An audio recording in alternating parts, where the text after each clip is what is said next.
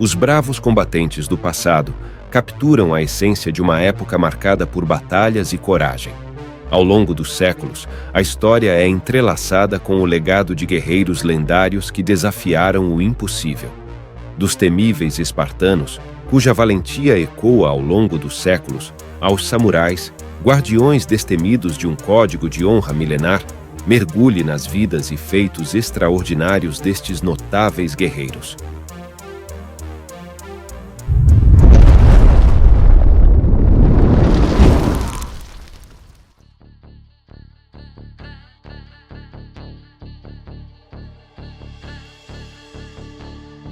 Nascido no ano de 1015, na Noruega, com o nome de Harald Sigurdsson, vindo de uma linhagem real, era filho de Asta Gudbrandsdatter e seu segundo marido, Sigurd Sir Sigurd. Crescendo em um cenário de conflitos, no auge da era viking, absorvendo as nuances da guerra e da política desde jovem. Começando seu treinamento com manejo de armas logo na infância, sobretudo com o gigantesco machado que se tornou sua marca, recebendo o apelido de Hardrada, que significa governante severo em norueguês. No ano de 1030, com a morte de Olaf II, que era o rei norueguês, o caminho ao trono se estreita. Com apenas 15 anos de idade, Harald, um jovem e sedento por poder, enfrenta seu meio-irmão, Magnus, na Batalha de Stiklestad. Esse conflito marca um ponto crucial em sua jornada. Lutando pelo trono norueguês, Harald é derrotado e quase morreu, mas conseguiu escapar junto com outros poucos homens. Obrigado a se exilar na Rússia de Kiev, as terras de Yaroslav I, também chamado de O Sábio, que os acolheu. Lá ele forja alianças e aprimora suas habilidades militares. Foi nomeado chefe de defesa do rei e ajudou a manter a segurança contra inimigos, chegando a montar um pequeno exército de aproximadamente 500 homens que lutariam até a morte ao lado de seu líder. A vida adulta de Harald é marcada por um anseio constante pelo retorno e pela conquista do trono norueguês. Seus feitos na Rússia e em Constantinopla moldam-no em um líder militar incomparável. Em 1046, finalmente, obtém apoio para reivindicar seu direito ao trono da Noruega. Harald Hardrada, o experiente, decidiu finalmente regressar à sua terra natal, desta vez com seu exército bem treinado. Percorrendo as icônicas cidades de Kiev como Novgorod, Holmgard, Staraia Ladoga, Aldei Gjuborg. Partindo do porto de Ladoga em um navio, possivelmente carregado de ouro e tesouros, ele alcançou a cidade de Sigtuna, Suécia. No entanto, seu retorno foi recebido por um cenário político drasticamente alterado na Noruega e na Dinamarca. Enquanto Harald deixava sua marca militar mundo afora, muitas mudanças ocorreram na dinâmica política escandinava. Os 2 filhos do rei Knut haviam falecido, e o trono norueguês retornou à linhagem de Olaf, nas mãos de Magnus, o Bom, que era o filho ilegítimo de Olaf. Magnus, um rei competente, conseguiu até mesmo derrotar um pretendente chamado Sweyn Estridsson. Essas circunstâncias colocaram Harald Hardrada em uma posição desafiadora, já que sua reivindicação ao trono norueguês foi suplantada pela linhagem de Olaf, algo que ele próprio apoiara na juventude. Ainda assim, o viking obstinado decidiu desafiar seu sobrinho, aliando-se ao rei sueco Anund Jacob e ao outro pretendente real, Sweyn Estridsson. Juntos, lançaram ataques rápidos ao longo da costa dinamarquesa, demonstrando a ineficácia da retaliação de Magnus e sua capacidade de proteção. Diante dessas ações estratégicas, os conselheiros do rei optaram por um acordo político. Harald governaria a Noruega, enquanto Magnus permaneceria no poder como soberano do reino combinado da Dinamarca e Noruega, o que deixava Harald como seu subordinado. Como resultado, os 2 monarcas estabeleceram cortes separadas, raramente se encontrando pessoalmente para discutir assuntos de Estado. Contudo, em 1047, Magnus faleceu sem deixar um herdeiro homem. Devido à sua aversão às ambições de Harald Hardrada, Magnus, o Bom, já havia designado um sucessor para o trono dinamarquês antes de sua morte. Sweyn Estridsson, antigo aliado de Harald. Esse movimento previsível desencadeou uma turbulência política significativa, com Harald e Sweyn agora competindo pelo trono do reino unificado da Dinamarca e Noruega. Como previsto, Harald Hardrada liderou os primeiros movimentos para planejar a invasão da Dinamarca. Infelizmente, os ambiciosos planos não se concretizaram.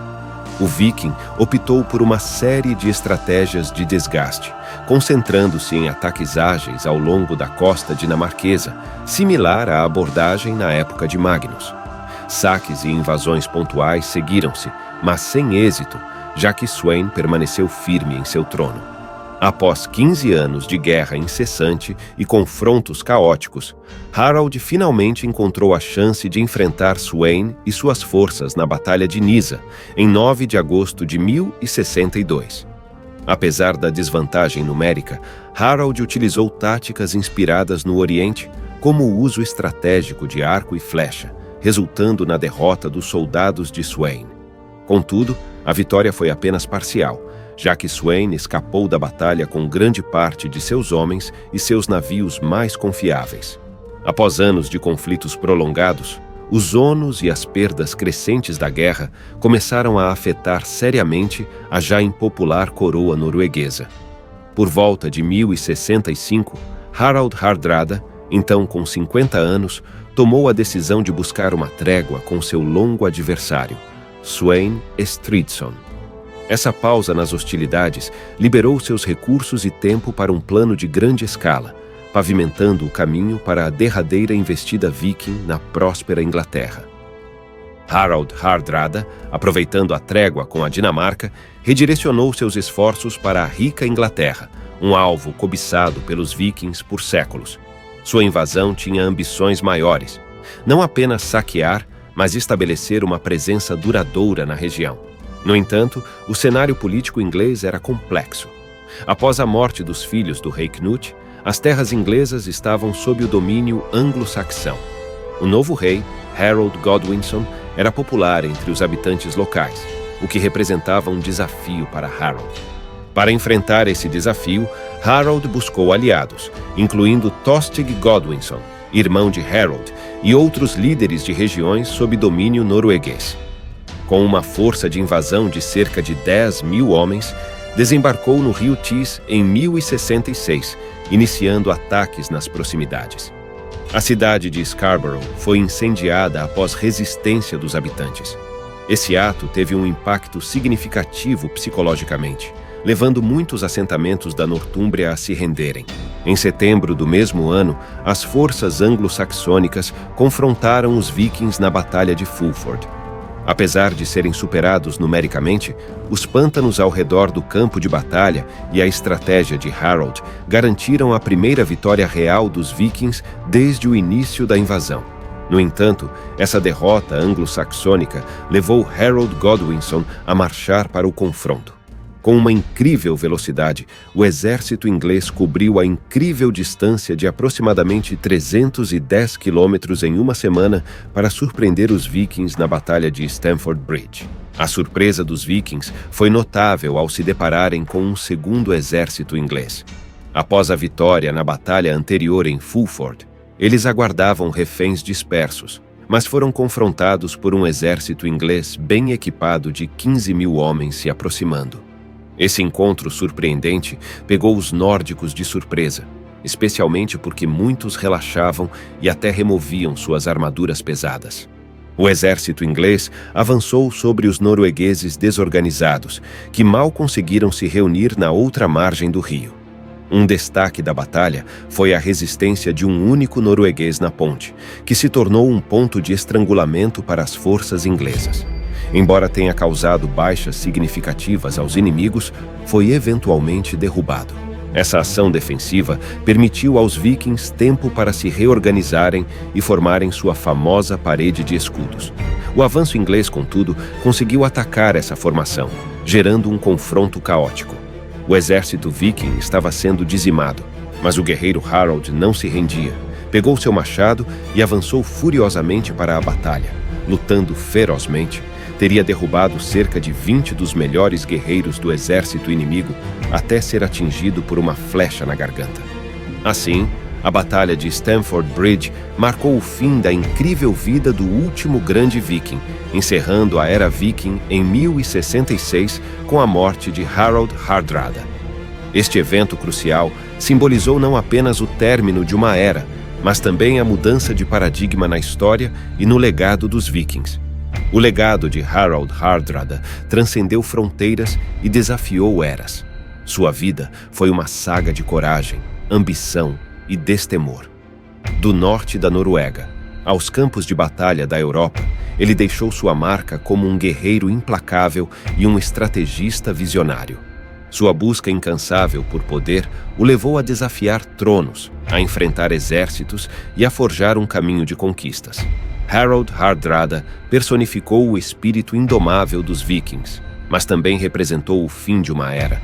Sua morte na Batalha de Stamford Bridge marcou o fim não apenas de sua vida, mas também do período viking.